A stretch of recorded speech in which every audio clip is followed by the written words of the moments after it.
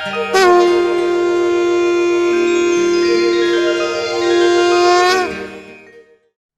ओम।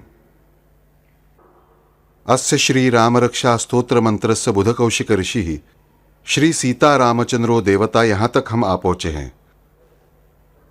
अगली पंक्ति है अनुष्टुप छंदः। अनुष्टुप छंदः। पहले तो हम ये जानते नहीं कि छंद यानी क्या। छंद का एक ही अर्थ मालूम है, उसे शराब का छंद है, उसे खेलने का छंद है। ये छंद का छांदिष्टपन हमें मालूम होता है, लेकिन छंद यानी काव्य की रचना की गणना जिस वर्ग में की जाती है, काव्य रचना के बाद उनका वर्गीकरण करने पर जो वर्ग निश्चित होते हैं उसे छंद कहते हैं। जो कोटियां तय होती है, क्लास तय होता है, उन्हें छंद कहते हैं। और उनमें से रामरक्षा जो है वो किस छंद में है, तो अनुष्टुप छंद में। हमने रामरक्षा की जन्म कथा भी देखी 2 गुरुवार पहले। हमारी समझ में क्या आया कि यह जो रचना है वो रचना बुधकौशिक ऋषि ने जिस परिस्थिति में की, वहां वाल्मीकि से लेकर हर एक जीव है। जो भी कोई उत्पन्न हुआ वो हर एक जन वहां आया ही था। पहले कौन आए थे? वाल्मीकि। उनके साथ कौन आया था? क्रौंच पक्षी। पति और पत्नी दोनों भी थे। इस क्रौंच पक्षी की कथा मैंने तब भी बताई थी, लेकिन 2-4 वाक्यों में फिर से सुनो। वाल्मीकि ऋषि सुबह उठकर ब्राह्म मुहूर्त पर चलने लगते हैं, और उस समय एक क्रौंच पति पत्नी, क्रौंच पक्षी और उसकी एक पत्नी एक पेड़ पर सुंदरता से विहार करते समय एक व्याध बाण मार देता है, और वो क्रौंच पक्षी जो है उसे वो बाण लग जाता है और वो मृत होकर नीचे गिर जाता है। और तब उसकी पत्नी जो है क्रौंच की, वो विलाप करती है, और उसका वो दुख देखकर वाल्मीकि के हृदय में दर्द उत्पन्न होता है, और वह कहते हैं मां निषाद। उस निषाद से कहते हैं ठहरो, ऐसा मत करो। और वो जो रचना उनके मुंह से उद्भवित हुई, विरह के दुख की, वो जो छंद है वो अनुष्टुप छंद है। अनुष्टुप छंद। और ये विरह उन्होंने जब देखा, तब वाल्मीकि ने उस क्रौंच को फिर से जीवित किया, उसके बदन पर हाथ फेर के, और फिर उनके मिलन का भी आनंद उन्होंने देखा। और फिर उस समय उन्हें याद आई उन सीता जी के शोक की, उन श्रीराम के शोक की। वो व्याध जैसे क्रौंच और क्रौंची के आड़े आया, वैसे ही रावण उन सीताराम के बीच आया। फिर सीताराम का उदात्त चरित्र उन्हें याद आया और उनके मुख से स्त्रवित होने लगा। ये वाल्मीकि रामायण की कथा है। यह अनुष्टुप छंद अगर हम मैकेनिकली देखें तो कैसा है? 8-8 अक्षरों का एक चरण, ऐसे 4 चरण, उन्हें मिलाकर यह छंद बनता है। इसमें कुल मिलाकर 32 अक्षर होने चाहिए। 8 अक्षरों का एक चरण, ऐसे 4 चरणों का मिलाकर अनुष्टुप छंद बनता है। और फिर ऐसे 4-4 चरणों का यह संपूर्ण स्तोत्र रचा गया। इस छंद को दूसरा एक नाम भी है व्याकरण शास्त्र में, छंद योनि। सभी छंदों की ये योनि है, यानी उगम स्थान है। हमने गायत्री मंत्र के समय जाप से पहले मैंने जब विवरण किया था तब बताया था इस विश्व में सबसे पहले क्या उत्पन्न हुआ, तो ओमकार उत्पन्न हुआ। और इस ओमकार में से क्या उत्पन्न हुआ, तो गायत्री। गायत्री मंत्र, वो गायत्री छंद है। और उस गायत्री के छंद का, उस गायत्री का पुत्र यानी अनुष्टुप। इसलिए अनुष्टुप छंद को गायत्री पुत्र भी कहते हैं। इस गायत्री का पुत्र अनुष्टुप 32 अक्षरों का छंद, यह अनुष्टुप छंद, ये इस गायत्री माता का पुत्र है। और फिर गायत्री माता से प्राप्त हुई सारी ताकत का, अक्षरों का, उन व्यंजनों का, उन मात्राओं का विनियोग करके इस अनुष्टुप छंद ने विभिन्न प्रकार की शब्द रचनाएं, भाषा रचनाएं, वाक्य रचनाएं की। और इसलिए अनुष्टुप छंद को सभी छंदों की मां अथवा छंद योनि माना जाता है। फिर एक्चुअली वह पुत्र किसका? गायत्री का। गायत्री पुत्र ये उसका दूसरा नाम है, छंद योनि उसका दूसरा और एक नाम है। यह अनुष्टुप छंद वाल्मीकि ने रचा, वाल्मीकि मुख से निकला, उसमें रामायण लिखा गया, इसलिए ये श्रेष्ठ, ये पहली कारण परंपरा। हमसे अगर किसी ने पूछा ये छंद श्रेष्ठ क्यों है, क्योंकि इस छंद में नैसर्गिक रूप में अपने आप ही सहजता से वाल्मीकि जी के मुख से वो रामायण लिखा गया इसलिए। लेकिन उससे भी ज्यादा इसकी महिमा क्या है, ये हमें ठीक तरह से समझना चाहिए। हम केवल शब्द सुनते हैं, इस कान से सुनते हैं, उस कान से छोड़ देते हैं। हम राम रक्षा बोलते थे तब तक हमें मालूम नहीं था राम रक्षा की स्टोरी क्या है, राम रक्षा की कथा क्या है, इस राम रक्षा का जन्म कैसे हुआ। आज जब हमें पता चलता है, सोचो आज सभी पढ़ते हैं, राम रक्षा, तुम्हें कैसा लगेगा कि अरे हम जो शब्द पढ़ते हैं वे बुध कौशिक ऋषि ने किस परिस्थिति में लिखे, कितने प्रयासों के बाद लिखे और कितनी सुंदर अवस्था में लिखे। फिर अनुष्टुप छंद जो हम कहते हैं इस राम रक्षा का, वो क्या है ये पता चला तो कितना अच्छा लगेगा, कितना सुंदर लगेगा। देखो सीधी सी बात है, मैंने आपके सामने दूध का प्याला रखा, किसी ने आपके सामने दूध का प्याला रखा और आपको बताया कि ये जहर है, ये जहर है। आप क्या सोचेंगे? पीना चाहेंगे? नहीं चाहेंगे। किसी फरेबी इंसान ने जहर लाकर रखा और बोला ये अमृत है। जो लालची होगा झट से पी जाएगा कि मुझे अमर बनना है, लेकिन वो अमर न होकर मर ही जाएगा। बात कैसी रहती है, कोई भी बात जब मुझे बताई जाती है उसमें 3 अहम बातें होती हैं। बताने वाले व्यक्ति पर अथवा ग्रंथ पर होने वाला मेरा विश्वास, बताने वाले ग्रंथ पर या व्यक्ति पर का मेरा विश्वास, उस ग्रंथ में जो कुछ बताया गया है वो ग्रंथ अथवा वो व्यक्ति जो कुछ बताने जा रहा है वो, और तीसरी बात यानी उसका मुझ पर होने वाला परिणाम। ये 3 बातें हमेशा किसी भी उपदेश में, किसी भी ग्रंथ में आवश्यक होती हैं, व्यक्ति के रिश्ते में आवश्यक होती हैं। और ये तीनों भी बातें जो हैं, बताने वाले व्यक्ति पर का विश्वास, उस व्यक्ति ने जो बताया है वो अथवा उस ग्रंथ में जो बताया गया है वो, और उसका मुझ पर होने वाला परिणाम, ये बेसिकली किस पर निर्भर है? तो वो जो ग्रंथ करता है, वो ग्रंथकर्ता अथवा मुझे जो उपदेश करने वाला इंसान है, उसका मुझ पर प्रेम है या नहीं, इस पर निर्भर है। ग्रंथ हजारों होंगे, स्तोत्र लाखों होंगे, लेकिन उस ग्रंथकर्ता के दिल में अपरंपार प्रेम है सबके प्रति। केवल किसी विशिष्ट जाति के लिए नहीं, किसी विशिष्ट प्रकार के इंसानों के प्रति नहीं, केवल पुण्यवानों के लिए नहीं, पापियों के लिए भी उतना ही प्रेम है। केवल उसी ग्रंथ का हर एक मानव के लिए मार्गदर्शक साबित हो सकता है। अपने अहंकार के लिए जो लिखता है, ज्ञान दिखाने के लिए जो लिखता है, उसका ग्रंथ हम तक नहीं पहुंच सकता। इसी कारण साई सच्चरित्र की भाषा भले 2 शब्द हमारी समझ में न आए, मन को भाती है, क्योंकि हेमाड़पंत जैसे एक महान दृष्टा ने बुध कौशिक की तरह जो कुछ भी देखा वो जो के त्यों लिखा, भक्तों पर के अपरंपार प्रेम के कारण। यानी ये जो ग्रंथ है करता है, अथवा उपदेश करने वाला, मुझे उपदेश करने वाला उपदेशक है, उसका मुझ पर कितना प्रेम है, कितना सचमुच प्रेम है, उस पर इन सारी बातों का आउटकम निर्भर होता है। फिर हमें ठीक से देखना चाहिए कि हम जब किसी की सुनने का तय करते हैं तब सबसे पहले मुझे यकीन होना चाहिए कि सामने वाला व्यक्ति मुझे जो बता रहा है उसमें उसी व्यक्ति का मुझ पर प्रेम है और उस प्रेम की खातिर ही मुझे बता रहा है। माँ झाड़ू से मारती है बच्चे को पीठ पे, मगर वो प्रेम की खातिर ही होता है, ये हमें समझना चाहिए। और बच्चों को अगवा करने वाले लोग चॉकलेट हाथ में दे देते हैं, लेकिन वो प्रेम की खातिर नहीं होता है। आप कहेंगे बापू ऐसा देखिए, हम रास्ते से जा रहे हैं, हमें एक रास्ता ढूंढना है। हमने एक आदमी से रास्ता पूछा, भाई ये रास्ता कहाँ जाता है, ये थिएटर कहाँ पर है, ये बिल्डिंग कहाँ पे है। उस आदमी ने बताने पर हम विश्वास कैसे करें? वो तो हमसे प्रेम नहीं करता, बराबर है। लेकिन वो रास्ता ये जीवन का रास्ता नहीं, वो रास्ता आप कंफर्म कर सकते हो, क्योंकि वो घर, उस आदमी ने मानो आपको गलत पता दिया, गलत रास्ता दिखाया, तो भी वो घर अपनी जगह से कभी नहीं हिलता। और उसी परिसर में घूमते समय आपको कोई दूसरा मिल जाएगा जो मार्ग दिखाएगा, क्योंकि वो घर अपनी जगह नहीं छोड़ेगा, आप घर जो ढूंढ रहे हो। लेकिन जीवन में ये ध्यान रहे, जो समय आपने तय किया है वो समय अगर हाथ से छूट गया तो फिर वापस नहीं आता। 25वें वर्ष शादी करना तय किया, 30वें वर्ष शादी करना तय किया, ठीक है। राह तकते तकते बाद में ऐसा कहते 80 वर्ष में तय किया तो समय टल गया, सब कुछ गलत हुआ। बताओ मुझे इसका क्या मतलब है? इस कारण जीवन पथ पर जो मुझे मार्गदर्शन करता है वो व्यक्ति अनजान होकर नहीं चलेगा। वो व्यक्ति मुझसे बेहद प्रेम करने वाला होना चाहिए, और ऐसा प्रेम करने वाला व्यक्ति यानी ये ऋषिमुनि, ये संत, ये भगवान श्री कृष्ण, जिन्होंने इस प्रेम के खातिर युद्धभूमि में बीच खड़े होकर गीता बताई, लेकिन उनका प्रेम पहले हमारी समझ में आना चाहिए। और यह अनुष्टुप छंद जो है, यह अनुष्टुप छंद कैसा है देखो, रचा ही गया है किस कारण? क्योंकि प्रेम का, भंग हुआ है, प्रेम भंग नहीं हुआ है, प्रेम का भंग हुआ है। उस क्रौंच पति पत्नी का वियोग हुआ है। उस वियोग के कारण उनसे कुछ भी नाता न होने वाला वाल्मीकि कोई उनके दादा परदादा चचेरे भाई मौसेरे भाई कोई भी नहीं लगते। क्रौंच पक्षी योनि से है, वाल्मीकि मानव है, श्रेष्ठ ऋषि बन चुके हैं।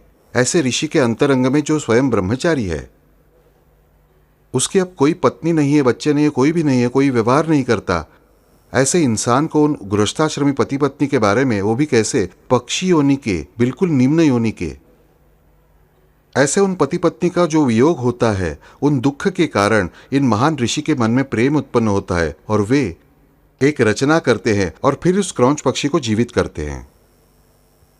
यहां हमारी समझ में आएगा कि वाल्मीकि का रामायण श्रेष्ठ क्यों है, क्योंकि वह प्रेम से, प्रेम के लिए जाति पाति योनि ऐसा कोई भी विचार न करते हुए प्रकट हुआ। इसलिए अगर वाल्मीकि जी के मुख से उत्पन्न हुए अनुष्टुप छंद से वो मृत क्रौंच पक्षी जीवित हुआ, वे पति पत्नी एक साथ आए, तो फिर इस अनुष्टुप छंद के पठन से हमारा घर भला क्यों सुखी नहीं होगा, हम पति पत्नी क्यों नहीं एक दूसरे से अधिक प्रेम करेंगे। लेकिन ये कब होगा? उन वाल्मीकि जितना ना सही, लेकिन थोड़ा तो प्रेम हम उस राम से करने लगेंगे तब, उस अनुष्टुप छंद से करने लगेंगे तभी वो गायत्री और उसका ये पति सविता, इनके ही वंश में ये श्रीराम उत्पन्न होते हैं, ध्यान में रखिए। क्योंकि श्रीराम सूर्य कुलोत्पन्न है, गायत्री ये सौर शक्ति ही है, उसका पति ये सविता ही है, यानी सूर्य ही है, और उन्हीं के पुत्र है ये श्रीराम, उन्हीं के सूर्य कुल में प्रकट हुए हैं श्रीराम। इसलिए अगर हम प्रेम करना चाहते हैं, थोड़ा ही सही प्रेम करना चाहते हैं अपनी पत्नी से, अपने पति से, अपने बच्चों से, अपने आप से वास्तविक में प्रेम करना चाहते हो बच्चों, तो पहले भगवान से प्रेम करना सीखो।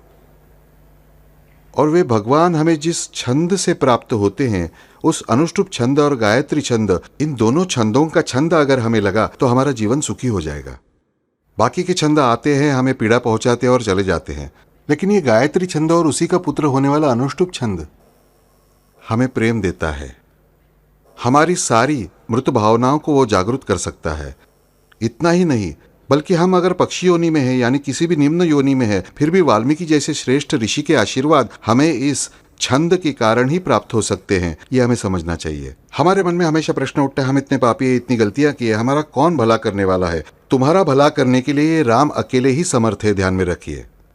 केवल हमें उनसे थोड़ा तो प्रेम करना चाहिए, और वे अगर हम पर अपरंपार प्रेम करते हैं, वे भगवान हमसे अपरंपार प्रेम करते हैं, और हम अपने ही गुरूर में, अपनी ही मस्ती में, ये कौन भगवान है, भगवान वगैरह कुछ भी नहीं होता है, परमात्मा वगैरह कोई नहीं, सिर्फ एक शक्ति है। सिर्फ एक शक्ति नहीं है परमात्मा, याद रखें। अगर सिर्फ शक्ति होती ना उस इलेक्ट्रिक जैसी लगने पर, जरा भी गलती होने पर इंसान जल जाता। नहीं, ऐसी रूखी, कोई भी गुण ना होने वाली, मैकेनिकली चलने वाली शक्ति यानी परमात्मा नहीं, ये हमें समझना चाहिए। परमात्मा यानी इस विश्व का सर्वोच्च प्रेम, इस विश्व का एकमात्र सत्य, और इस विश्व में होने वाला आनंद का एकमेव भांडार, यानी ये परमात्मा। इस कारण श्री राम के पास, शिव जी के पास, राम जी के पास जो कोई हमें ले जाता है, वो कौन है? ये अनुष्टुप छंद है। वो राम रक्षा इसलिए इन बुध कौशिक ऋषि के मुख से भी अपने आप कैसे प्रवाहित हुई, तो अनुष्टुप छंद में हुई। अनुष्टुप छंद, इसकी एक सुंदर कथा है, बहुत सुंदर कथा है। बात ऐसी होती है, ज्ञानेश्वर महाराज ज्ञानेश्वरी पूरी करते हैं। ज्ञानेश्वर जी की ख्याति सर्वत्र फैली हुई है, हजारों लोग आते हैं।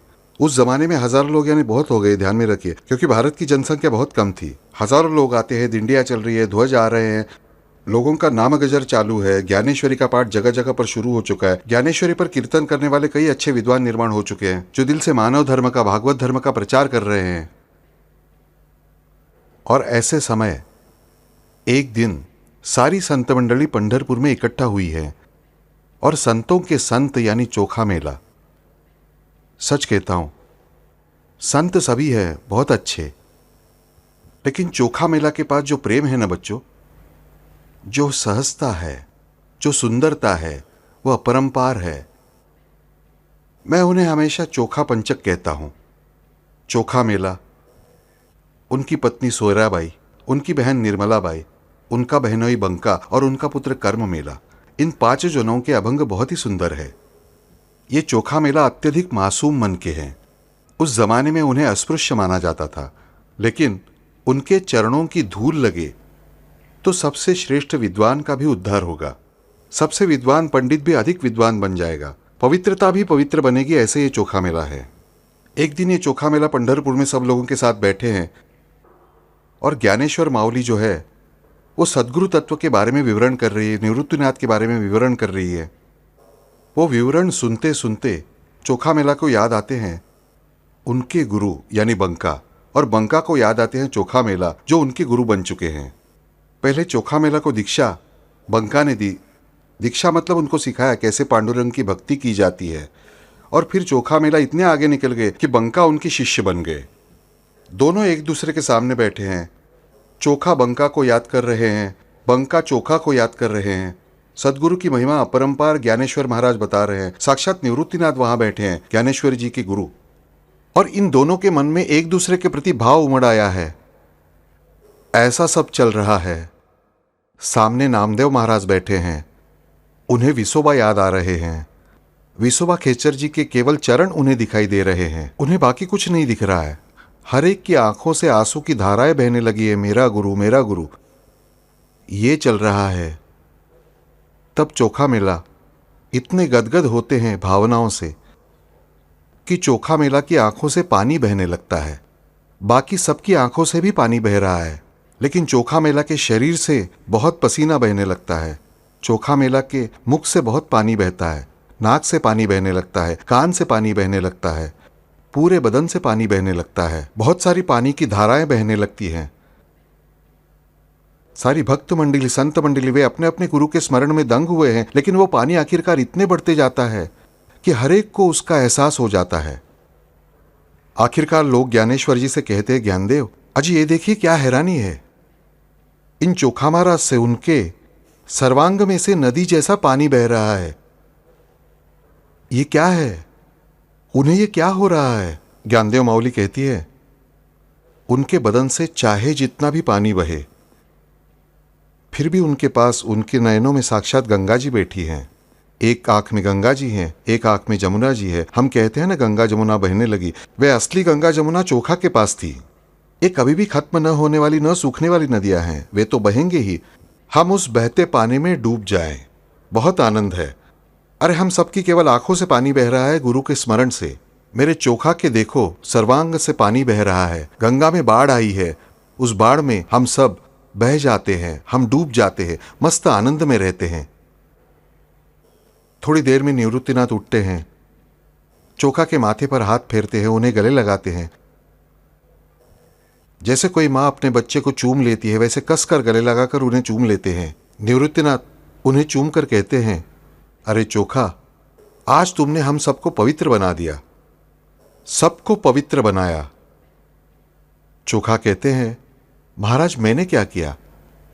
आपके शिष्य आपका गुणवर्णन कर रहे थे, वो सुनकर मेरे सदगुरु की, इन बंका जी की याद आई। बंका कहते हैं, नहीं नहीं, अरे मैं तुम्हारा शिष्य। चोखा कहते हैं, नहीं नहीं, मैं तुम्हारा शिष्य। देखो एक दूसरे के साथ झगड़ा क्या शुरू है, मैं बड़ा नहीं तुम बड़े, तुम मेरे गुरु, तुम मेरे गुरु, तुम मेरे गुरु। और कोई भी एक दूसरे के पैर छोड़ने के लिए तैयार नहीं, दोनों भी एक दूसरे के पैर कसकर पकड़े हैं। अब संकट में फंसे वो ज्ञानदेव माऊली, क्या किया जाए? इसका फैसला कौन करे? फैसला कौन करे?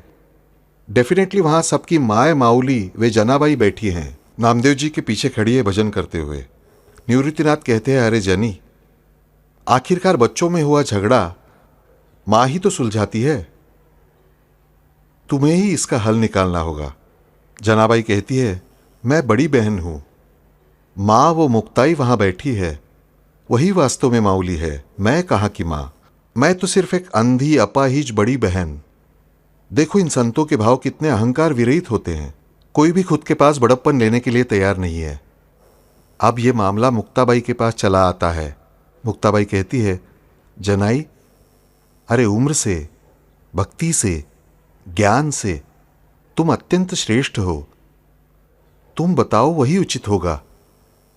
मेरे गुरु सोपानदेव, सोपानदेव के गुरु ज्ञानदेव और ज्ञानदेव के गुरु निवृत्तिनाथ जब यहां बैठे हैं तब मैं अपना मुंह कैसे खोलूं? देखो कैसा सवाल खड़ा हुआ है। तब निवृत्तिनाथ फैसला सुनाते हैं, मुक्ता, इन सारे बालकों की तुम ही माता हो, तुम ही मां बनो और जवाब दो। अब साक्षात परात्पर गुरु की आज्ञा हुई, यानी कुछ सवाल ही नहीं रहा। मुक्ताबाई कहती है, चोखा जी, बंका जी, आप दोनों भी एक दूसरे के शिष्य हो। मुक्ताई ने कितनी सुंदरता से प्रश्न को सुलझाया। उसने किसी को भी गुरु नहीं बनाया। उसने ऐसा हरगिज नहीं कहा कि तुम एक दूसरे के गुरु हो। उसने कहा कि तुम दोनों भी एक दूसरे के शिष्य हो। गुरु मत बनना। सुख शिष्य बनने में ही है, गुरु बनने में नहीं। देखो, जब तक मैं शिष्यावस्था में थी मैं खुश थी, लेकिन जिस पल उस चांगदेव ने मेरे चरणों में लौटकर मुझे गुरु बनाया, उस पल से मेरे कंधे पर जिम्मेदारी बढ़ गई। उससे पहले मैं जहां चाहूं चली जाती थी, लेकिन अब मेरे कंधे पर जिम्मेदारी आ गई। तुम दोनों भी एक दूसरे के शिष्य बनकर रहो और आनंद लुटो। दोनों भी बहुत खुश हो जाते हैं। हम दोनों भी एक दूसरे के शिष्य हैं, गुरु कोई भी नहीं। लेकिन फिर चोखा के मन में प्रश्न उठता है, मैं इसका शिष्य? बंका के मन में प्रश्न उठता है, मैं इसका शिष्य, यानी ये मेरा गुरु है ही। महज बातों बातों में मुक्ताबाई ने उलझा दिया हमें। ये क्या मुक्ताई, ये ठीक नहीं किया तुमने। उस पल के लिए हमने मान लिया, लेकिन ये तुम केवल हमें बातों में फंसा रही हो। मुक्ताबाई कहती है, बातों में उलझने वाली मैं कौन होती हूं? जिसकी बातों में तुम उलझ गए, रो पड़े और गंगा जमुना बहना शुरू हुआ, वो ज्ञानदेव चुपचाप बैठा है, उस पर कोई आरोप नहीं कर रहा है। मैं बेचारी बोलती हूं इसलिए मुझ पर आरोप कि मैं उलझा देती हूं। ये ठीक नहीं है। हम ज्ञानदेव से ही पूछते हैं। ज्ञानदेव, इसका उत्तर आपको ही देना होगा। साक्षात आदिमाया की जिद है, कौन पूरी नहीं करेगा? ज्ञानदेव कहते हैं, तुम दोनों में कौन किसका गुरु? मुक्ताबाई के कहे अनुसार दोनों भी एक दूसरे के शिष्य। मैं कहता हूं, तुम दोनों भी एक दूसरे के गुरु। दोनों कहते हैं, हमें मंजूर नहीं। चोखा कहते हैं, बंका मेरे गुरु है, ये मुझे मान्य है, लेकिन मैं उनका गुरु नहीं हूं। अब फिर से आई प्रॉब्लम। तब ज्ञानदेव कहते हैं, चोखा को गले लगाते हैं। एक हाथ में चोखा, दूसरे हाथ में बंका है। ज्ञानदेव कहते हैं, हम एक काम करते हैं, हम एक दौड़ लगाते हैं। जो पहले पहुंचेगा उस तुलसी वृंदावन तक, वो जीत गया। तुम दोनों को दौड़ना है। वो तुलसी वृंदावन दिखाई दे रहा है ना, उस घाट पर, वहां तक दौड़ना है। जो कोई पहले पहुंचेगा वो जीत गया, जो पीछे रहा वो हार गया। जो जीता वो गुरु, जो हारा वो शिष्य। अब भगवान की परीक्षा शुरू हुई। हम कैसे गेट स्टार्ट करते हैं, वैसा ज्ञानदेव ने कहा, शुरू। दोनों भी जगह से हिलते ही नहीं। कोई भी दौड़ना नहीं चाहता। दोनों भी कहते हैं, मुझे नहीं जीतना, मैं हारना चाहता हूं। इसलिए कोई भी आगे थोड़ा भी नहीं सरकता। थोड़ा भी सरका तो प्रॉब्लम। आगे गया तो आगे जाना ही नहीं, यहीं पर रुकना है। दोनों भी अपनी जगह पुतले की तरह खड़े रहते हैं। अब भगवान की परीक्षा शुरू हुई। भक्ति भगवान की परीक्षा ले सकता है, ध्यान में रखिए। और तब ये हिल ही नहीं रहे हैं, पुतले जैसे स्तब्ध हैं, हलचल नहीं है, उनकी पलकें तक हिल नहीं रही हैं। और फिर ऐसे पल को ज्ञानदेव उन विट्ठल से विनती करते हैं, हे विट्ठल, पांडुरंग, अब आप ही आओ। ये दोनों आप ही के पगले भक्त हैं। इस बड़ी महान जटिल समस्या में उन्होंने हमें फंसाया है। क्या करे, हमारे कुछ समझ में नहीं आ रहा है। उस पल को अपने आप ही ज्ञानेश्वर जी ने गुहार लगाई है। चोखा जैसे, बंका जैसे भक्त का प्रश्न है तो फिर पांडुरंग रखमाई के साथ वहां आ जाते हैं, सामने खड़े होते हैं। और पांडुरंग जो है, खड़े कैसे रहते हैं? तो दोनों हाथ जोड़कर। दोनों हाथ जोड़कर वे चोखा के सामने खड़े हैं। वे चोखा को भी नमस्कार करते हैं, बंका को भी नमस्कार करते हैं, सभी भक्तों को नमस्कार करते हैं। और कहते हैं, सब कुछ वैसे का वैसा रहने दो। तुम्हारे इस झमेले में काफी समय तक मैं तुम्हारा भजन नहीं सुन सका, इसलिए तुम सब लोग भजन करना शुरू करो। तुम्हारा इतना सारा समय इस झमेले में बर्बाद हुआ है, इस कारण तुम्हारा भजन रुक गया है। मुझे तुम्हारे भजन की बहुत याद आ रही है। तुम लोग जोर जोर से भजन करना शुरू करो। सब लोग भजन करना शुरू करते हैं।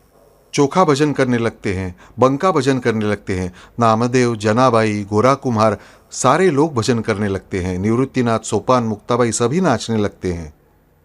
साक्षात पांडुरंग, रखुमाई, राई तीनों खड़े हैं और उनके सामने ये भजन का समारोह चालू है। सोचिए ऐसा कौन दुर्भाग्य होगा जो इसमें तल्लीन नहीं होगा। सब तल्लीन हो जाते हैं और सब तल्लीन हो जाने के बाद हर एक जन अपना अपना स्थान छोड़ देता है। चोखा को भी भान नहीं रहता। सामने पांडुरंग खड़े हैं और वे इशारा कर रहे हैं, आ आ आ। अब पांडुरंग आ कर रहे हैं तो कौन अपना स्थान नहीं छोड़ेगा। उसी समय बंका को भी पांडुरंग इशारा करते हैं, आ आ। दोनों को भी लगता है कि पांडुरंग मुझे ही बुला रहे हैं। दोनों भी अपना स्थान छोड़ते हैं। दोनों भी अपना स्थान छोड़ते हैं और पांडुरंग उन्हें आ आ आ करते करते करते तुलसी वृंदावन तक ले जाते हैं। वहां कदम रखते हैं, दोनों एक साथ ही। भगवान की परीक्षा संत ही लेते हैं, भक्त ही लेते हैं। पांडुरंग आखिरकार आदि माया से, रुक्मिणी से कहते हैं, अब तुम्हारा प्रभाव दिखना ही चाहिए। मेरी एक भी नहीं चल रही है, इन्होंने मुझे भी हराया। रखुमाई कहती है, थोड़ा रुकिए, कुछ भी करने की हमें आवश्यकता नहीं है, आप शांत रहिए। पांडुरंग कहते हैं, अरे मैं कैसे शांत रहूं, मेरी प्यारी भक्त मंडली इतनी बेचैन हो उठी है, लेकिन अब फिलहाल नाच रहे, गा रहे, खुश है ना, उन्हें कुछ भी समझा नहीं है। फिर आप भी कुछ समझने मत दीजिए, आप पहले शांत रहिए। विट्ठल महाराज फिर से कमर पर हाथ रखकर शांति से खड़े हैं वहां। रखुमाई जो है उसने अब चार्ज संभाला है सभी बातों का, और रखुमाई शांति से, झट से, बहुत ही शांति से जनाबाई के कान में, मुक्ताबाई के कान में कुछ आकर कहती है। एक और से जनाबाई, एक और से मुक्ताबाई ये चोखा और बंका के पीछे जाकर एक रचना गानी शुरू कर देती है।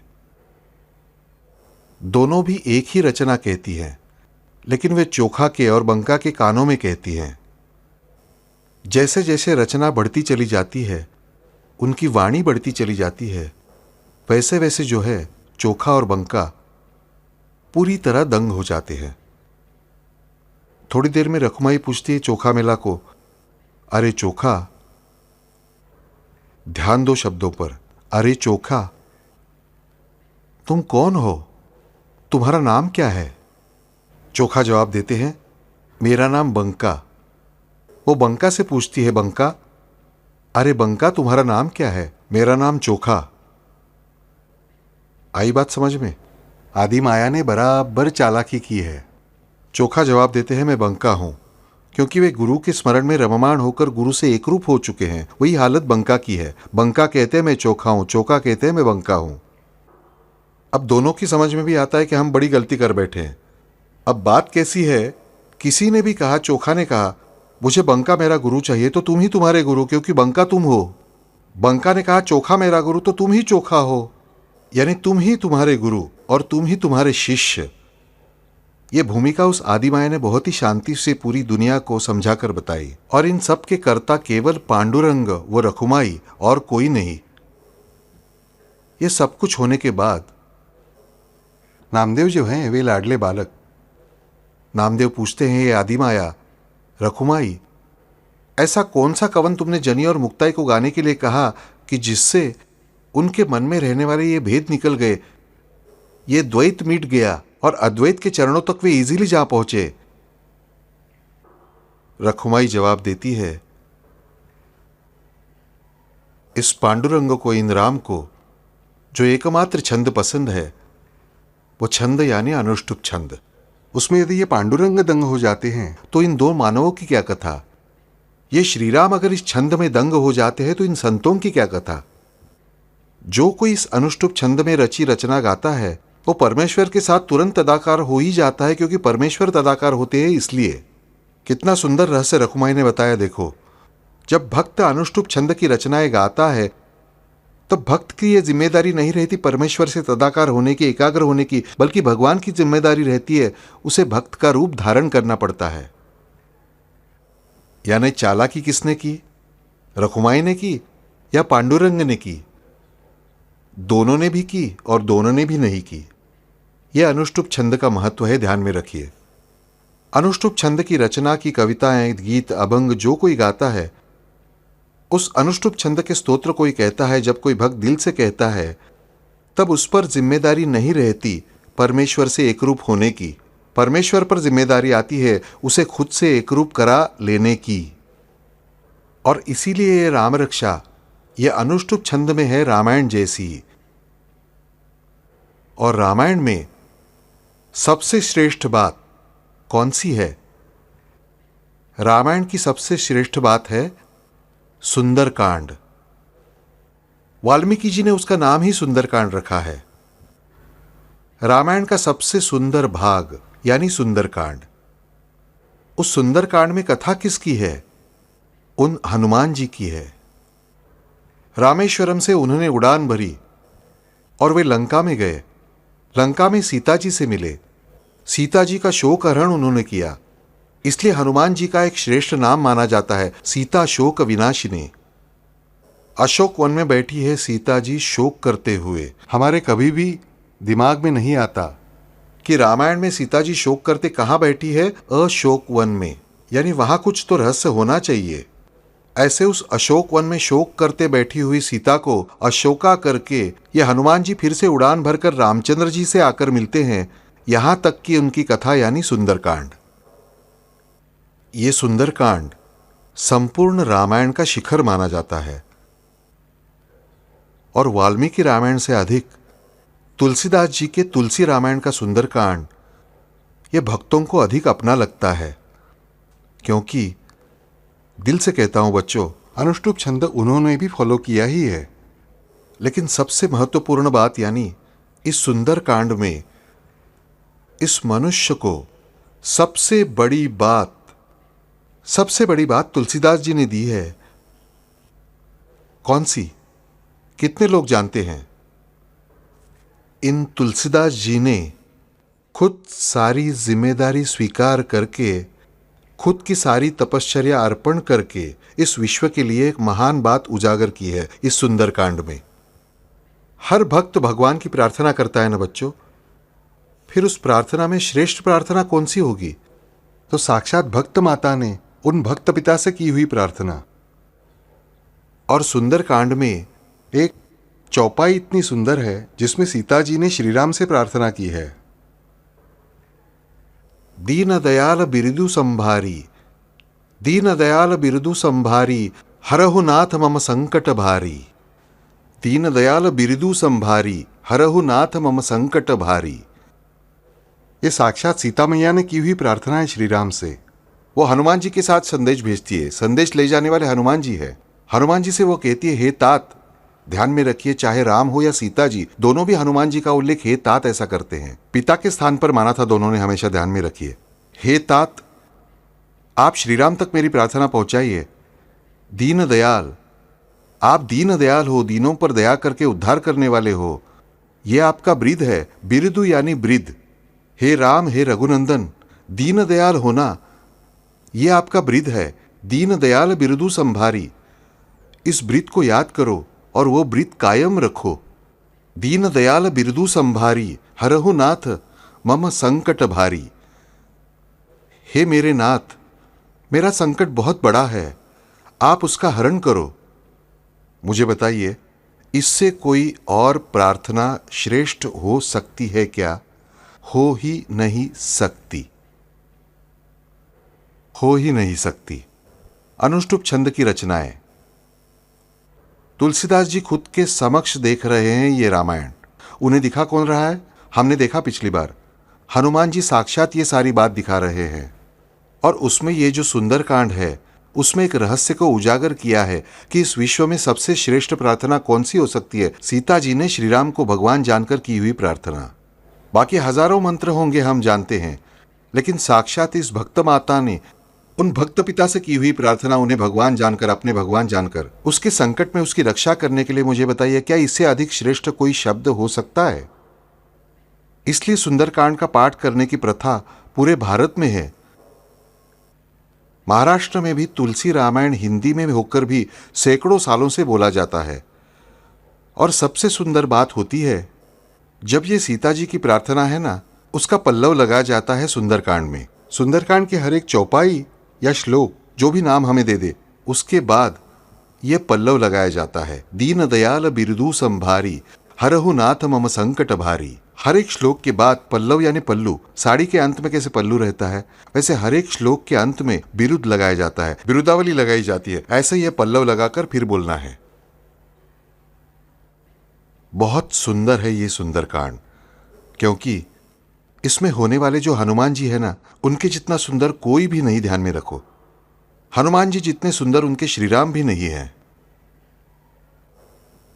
क्योंकि हनुमान जी ने भक्तिपूर्वक पत्थर पर राम नाम लिखा और पत्थर तैरने लगे, लेकिन श्रीराम लिखने गए तो पत्थर तैर नहीं पाए। ध्यान में रखिए, ऐसे ही हनुमान जी उड़ान भरते हैं रामेश्वरम से सीता जी को ढूंढने के लिए। बीच रास्ते में पर्वत बाहर आ जाता है, कहता है मुझ पर विश्राम करो, एक पल भर के लिए विश्राम करो। हनुमान जी ने इतना सुंदर जवाब दिया, जब तक मैं मेरी माता को देख न लूं तब तक विश्राम क्षण भर के लिए, पल भर के लिए भी नहीं। उसे देखना यही मेरे लिए विश्राम है। इतना ख्याल है। देखो, जब उस अशोकवन में पहुंच जाते हैं, जान जाते हैं कि मेरी माई नाजुक है, शौक में है, खाना पीना उसने त्याग दिया है, मैं तो ठहरा वानर एकदम उसके सामने जाकर खड़ा रहा और मेरी माता घबरा गई तो, मेरी माता भयचकित हुई तो, इसलिए वे सूक्ष्म रूप धारण करते हैं, छोटा रूप धारण करते हैं, ताकि मेरी माता को तकलीफ ना पहुंचे। हनुमान जी ये वायुपुत्र है, इस कारण उनकी हर एक गतिविधि के साथ बड़े वायुओं का निर्माण होता है। उन सारे वायुओं को अपने शरीर में संकोच करा लेते हैं ताकि मेरी माता को उनसे तकलीफ ना हो। प्रभु रामचंद्र का नाम सुमिरन करने लगते हैं। उनकी आवाज सुनकर सीता माई कहते हैं, कौन कपटी आया है श्री राम का झूठा नाम लेकर। तब हनुमान जी सामने आते हैं और उन्हें अंगूठी दिखाते हैं। माता, ये अंगूठी देखो। और अंगूठी दिखाते समय हनुमान जी वो अंगूठी माई के हाथ में दे देते हैं। और जब अंगूठी उनके हाथ में देते हैं, तब सीता माई के चेहरे पर उन्हें आनंद दिखाई देता है। हनुमान जी ने हमेशा कहा है, मेरे जीवन का सबसे आनंद का क्षण सिर्फ वही है जब मेरी सीता माई जो शोक में थी, उनका शोक पल भर में दूर हो गया। वही क्षण, यही मेरे जीवन का सर्वोच्च क्षण। रामचंद्र जी के पास मांगते हैं हनुमान जी कि अब मुझे दूसरा कुछ भी नहीं चाहिए। इसलिए उनका, हनुमान जी का सर्वश्रेष्ठ नाम कौन सा माना जाता है? सीता शोक विनाशिनी। ये सीता शोक विनाशक है। ऐसे ही सुंदर हनुमान जी, उन्हें जब हीरों का हार दिया तब उन्होंने हर हीरा फोड़कर देखा, क्यों, इसमें मेरे राम जी कहां है, इसमें मेरे राम जी कहां है। फिर पूछा गया, क्या तुम्हारे शरीर में राम है? हां है, ये देखिए। फाड़ कर दिखाया, राम लक्ष्मण सीता तीनों भी उनके हृदय में बसे हैं। और इससे भी अधिक सुंदरता भरी कथा मैंने इससे पहले 2 बार तुम्हें बताई थी। ययाति नाम का एक राजा होता है। ये ययाति यानी हम जो ययाति देवयानी कहते हैं, वो ययाति राजा नहीं, ये दूसरा राजा है। ये रामायणकालीन राजा है। वो राजा राम का बहुत ही करीबी मित्र होता है, श्री राम का श्रेष्ठ भक्त होता है। ययाति की जो पत्नी है वो सीता जी की सहेली है, सखी है बचपन से, और वो भक्त भी है श्री राम की। एक दिन क्या होता है, दुर्वास मुनि हमेशा की तरह उधम मचाने उसके राज्य में जाते हैं। उसी समय कुछ दुर्बलों की सहायता करने के लिए ययाति दौड़ा चला जा रहा है। वो दुर्वास को प्रणाम नहीं कर सकता। ये देखकर दुर्वास मुनि का पारा चढ़ जाता है। फौरन श्री राम के पास जाकर कहते, हे राम, अभी के अभी मुझे वचन दो, जो मैं बताऊंगा उस शत्रु का वध करोगे। श्री राम कहते हैं, जैसी आपकी आज्ञा। फिर पूछते हैं, किसका वध करना है? अरे उस ययाति राजा का। सीता माई का हृदय कंपित होता है। वो जानती है कि ययाति राजा की पत्नी गर्भवती है, उसके पेट में बच्चा है। ये ययाति श्रीराम का श्रेष्ठ भक्त है। सीता जी का मन व्याकुल, लेकिन श्रीराम शांत है। फिर सीता मैया चालाकी से एक दूत को भेज देती है ययाति के पत्नी के पास कि राम ययाति का वध करने आ रहा है, कुछ तो करो। अब मुझे बताइए, क्या सीता जी कुछ कर नहीं सकती? लेकिन फिर भी वे बराबर संदेश भेज देती है। वे अपने काम में चूकती नहीं। जो अवतार उन्होंने लिया है उस अवतार मर्यादा के बाहर वो कुछ भी नहीं करेगी। वे कहती है जाओ। दूत जाता है और ययाति की पत्नी से कहता है। ययाति की पत्नी ययाति को बोलती है। अब प्रश्न अलग ही खड़ा होता है। सेनापति वगैरह आजू बाजू खड़े हैं। ययाति राजा पहने हुए वस्त्रों पर ही दौड़ना शुरू करता है और उसके पीछे पीछे रानी। सबको लगता है कि श्रीराम से बचने के लिए ये भाग रहा है, उल्टा ये राम की दिशा में ही दौड़ना चालू करता है। ययाति राजा दौड़ते वक्त रास्ते में एक बहुत बड़ी साध्वी स्त्री योगिनी पेड़ के नीचे तपस्या करती दिखाई देती है। उसका तेज देखकर वो रानी सुलक्षणा जो है उसे नमस्कार करती है। उस योगिनी की आंखें ठीक उसी पल को खुलती है और वो आशीर्वाद देती है, सौभाग्यवती भव। सुलक्षणा रानी कहती है, माता तुमने आशीर्वाद तो दिया, लेकिन तुम उसे वापस ले लो। अभी थोड़ी देर में मेरे पति की मृत्यु होने वाली है, उसका वध होने जा रहा है। अंजनी माता कहती है, मैं तुम्हें वचन देती हूं कि तुम्हारे पति का वध करने वाला जो कोई है उसका वध मेरा पुत्र करेगा। अब हुई प्रॉब्लम। ये योगिनी यानी अंजनी माता है, साक्षात हनुमान जी की माता। यानी श्रीराम जी ने सीता जी ने क्या किया देखो, श्रीराम जी और हनुमान जी में झगड़ा शुरू कर दिया। उस पल सुलक्षणा पूछती है, तुम्हारा पुत्र कौन? मेरा पुत्र हनुमान। ययाति कहता है, माता हमें क्षमा करो, हम बहुत पापी हैं, मेरा वध श्रीराम ही करने वाले हैं। अब माता अंजनी दुविधा में फंस गई, ये मैं क्या बोल बैठी। लेकिन उसमें स्मरण किया था, इसलिए हनुमान जी सामने आकर खड़े होते हैं। अंजनी माता उन्हें नमस्कार कहती है और कहती है, मुझ जैसी कुमाता नहीं हो सकती। जो तुम्हारे साक्षात जो भगवान है, संपूर्ण चराचर के परमात्मा है, उन्हीं का वध तुम करोगे, ऐसा वचन मैंने स्त्री को दे दिया। अरे अरे, खुद के पुत्र का बुरा करने वाली मेरे जैसी कुमाता विश्व में दूसरी कोई नहीं होगी। हनुमान जी कहते हैं, माता तुम्हारा मुझ पर इतना प्रेम है कि तुम मेरा बुरा कर ही नहीं सकती। तुमने जो वचन दिया है उसका पालन मैं करूंगा ही। मैं श्रीराम से युद्ध करूंगा।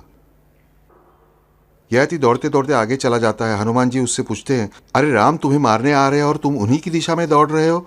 अरे बाबा, वे भगवान इतने परिश्रम क्यों करे मुझे मारने के हेतु यहां आने के लिए? इसलिए मैं वहां जा रहा हूं। उन्होंने मुझे बुला लिया होता और मार दिया होता, लेकिन इतने कष्ट मेरे भगवान को करने पड़ेंगे, ये मुझसे सहा नहीं जा रहा, इसलिए मैं दौड़ रहा हूं। हनुमान जी खुश हो जाते हैं। किसी भी भक्त की भक्ति देखकर हनुमान जी खुश हो जाती है, ध्यान में रखिए, प्रसन्न हो जाते हैं।